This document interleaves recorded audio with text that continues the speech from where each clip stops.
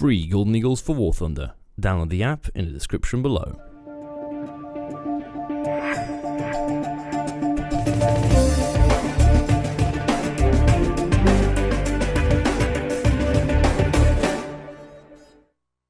Hey guys, welcome back to War Thunder, and welcome to a slight return of simulator battles. Now, I've been gone from the sim community for a good year and a half. I know that I'm probably not the first person you think about when it comes to sim, but I am one of the only people who ever tried to, well, work with simulator game without actually using a flight stick, which is usually the advertised way of flying in simulators. Now, I made a tutorial 2 years ago, which was titled How to Fly in Sim with Nothing But With Your Mouse Aim, and a couple of months ago, guys reached out to me with a review sample of the new Thrustmaster T.Flight Hotas 4.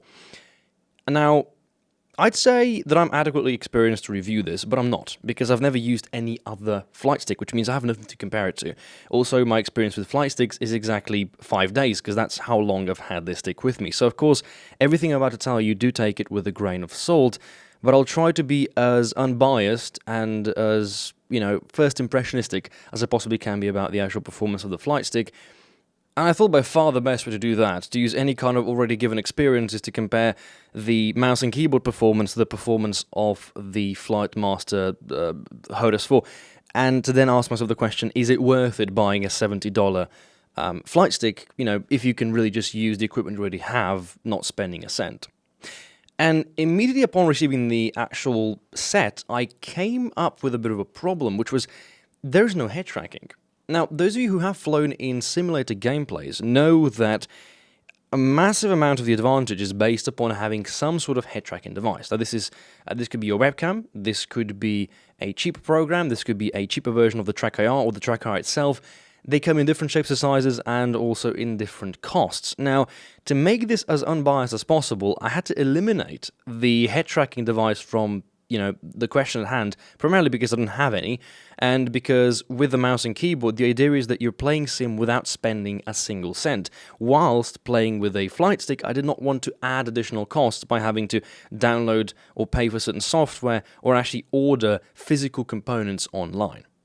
Now, with that said, we can already kind of foresee a handicap in the performance of the flight stick, meaning that my situational awareness is going to be worse than that of just using a mouse and keyboard. But the control surfaces are going to be easier to work with. So I thought this actually kind of worked out in itself. With the mouse, I should be able to be slightly more precise by being able to spot the enemy. With the flight stick, I should be able to be more precise in the actual maneuvering with the enemy and trying to get shots on target. So in the end, it kind of levels out the playing field. So how did I go about comparing the two? Well, to start off, I first had to go into the actual controls and set the Thrustmaster up. The controls provided automatically by War Thunder's control system were a little bit off, so I had to go and set every single thing myself. But I was used of doing that. I was used of actually working with the controls since I had to do that with mouse aim anyways. I first did a bit of a comparison in test flights, just to see how different planes performed, see how I could get around it, and then I did also jump into a couple of sim matches, primarily with the current rotation on a New Guinea map, which is between the British and the Japanese. The reason I went into this particular map is because I'm not a fan of enduring conflict, and I'm also not a fan of tank sim. So what I did was I joined this easiest to explain as a combination of RB with enduring conflict from sim, which means that what you get is the same map size as RB, same takeoff, same procedure, it just lasts a little bit longer. And from a gameplay perspective, this is one of the greatest things I've ever played with, because for someone coming from RB, it doesn't feel like you're playing on a weird map. Enduring conflict in general combines extremely huge maps, with like 3 airfields, very few players. It's very confusing for me. I'm not a fan of enduring conflict, so I have to say this new development they're working on is something they should definitely put in more work. It's showing the results, and it was extremely fun to play with. So to anyone at Gaijin, development team, definitely put more work into the next-gen simulator battles. There's a lot of potential there. And speaking of potential, whilst we're at this topic, I'm just going to jump into this real quick.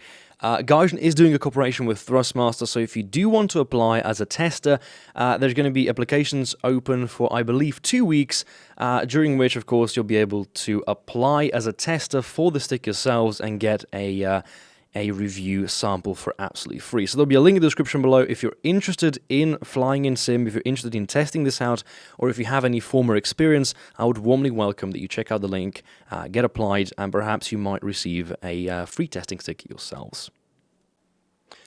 Alright, now to show you a little bit about the actual flight stick itself, on the left hand side you've got your throttle control. This is what you're going to be using to control the throttle of the aircraft.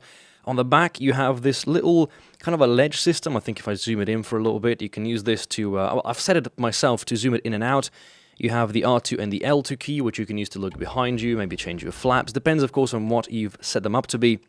On the front you've also got keys for whatever you want to assign them for. I like having some of mine as the air brake and to be able to head movement up, which enables you to look over from the top of the aircraft to have a bit of a better overview, and also gear, but we can't switch that because we haven't taken off yet.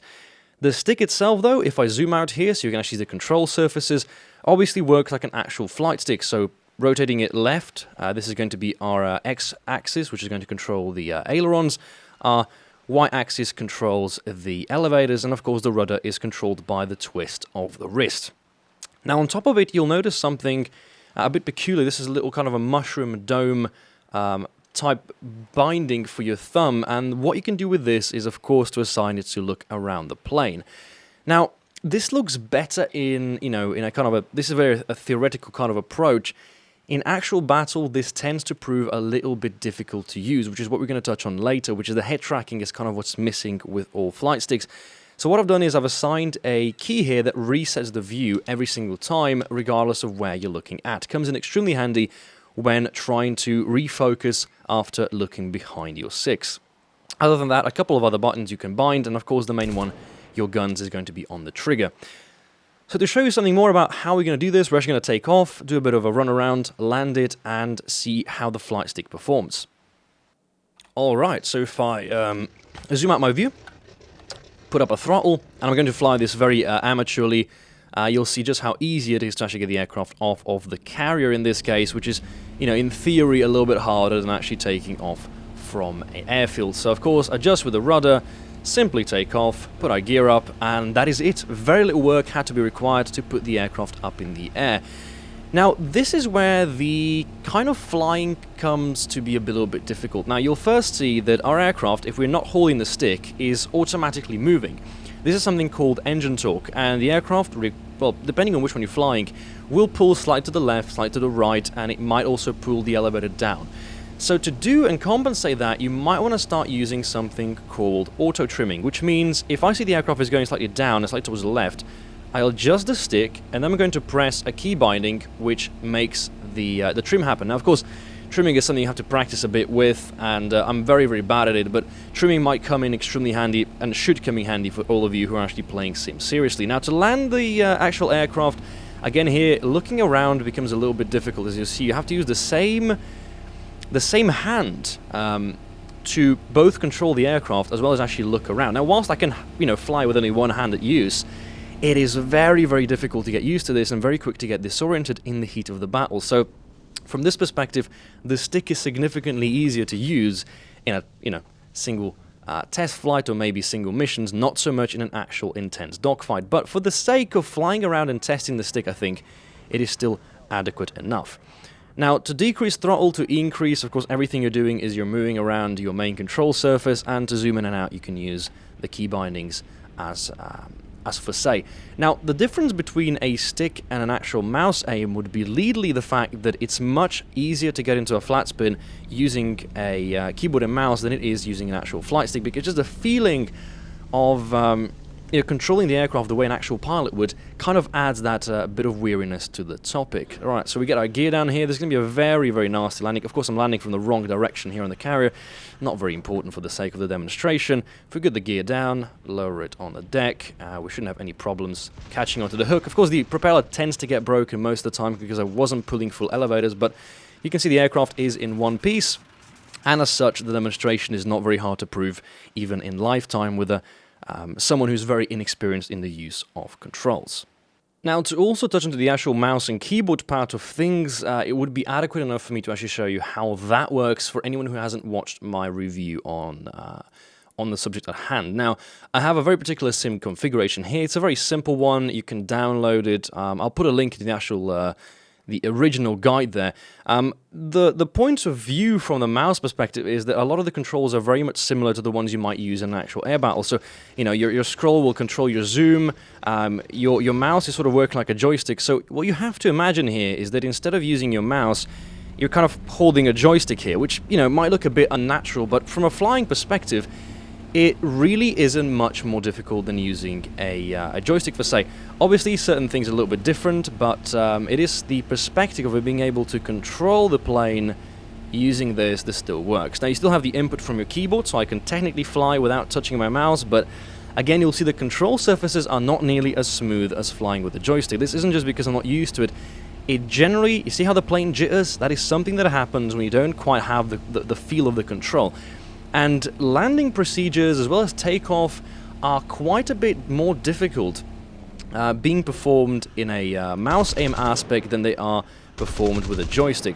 So whilst I do think that situational awareness is easier to be performed whilst using a mouse simply because of the ease of looking around, the overall experience that a joystick gives you is going to be easier than trying to land on a carrier. Now, this was a bit of a flopped landing, but I think you get the idea at the end of the day. So I think mouse aim is ideal for those of you who want to use the you know, simplicity of having all the equipment at hand. It isn't, though, quite that attractive to somebody who wants to have the proper feel and control of the aircraft they're flying. So is the Thrustmaster Hotas Flight 4 worth purchasing, or is it something more of a gimmick? Could you get more performance out of an actual mouse? I think that any flight stick on the market you can find is going to be extremely handy. The amount of functionality you can get out of this is pretty much unlimited as long as you have a nice imagination with the way you want to have the control set up. Something I forgot to mention is you actually have the joystick sensibility on the bottom here, so you simply have a twist mechanism which you can adjust. Even an imbus key is provided on the bottom of the set, so you can open it up if something goes wrong. There's a lot more to simulator when flying with a stick than there is to flying with a mouse. And I say to everyone who is kind of on the torn idea of maybe trying out Sim to first use the mouse. Do give it a try, see how Sim works out for you.